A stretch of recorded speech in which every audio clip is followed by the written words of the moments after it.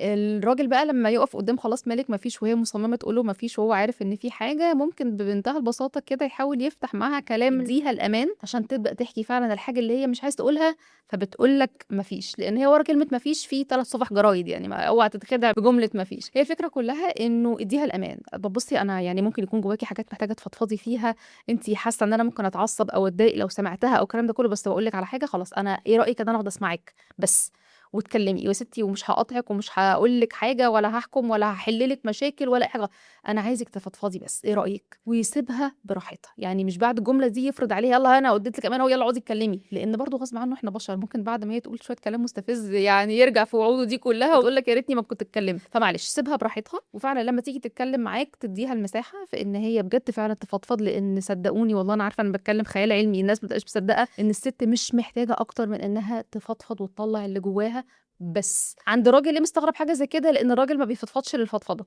الراجل دايمًا لو بيتكلم في مشكلة فهو بيدوّر لها على حل وتمام، غير كده هو رغي بس. طب إحنا بقى الستات بتحب ترغي وتطلّع كل الحاجات السلبية دي عليك، تدلقها تطير في الهوا، هي هتبقى إنسان جديد أول ما تدّيها المساحة تعمل كده.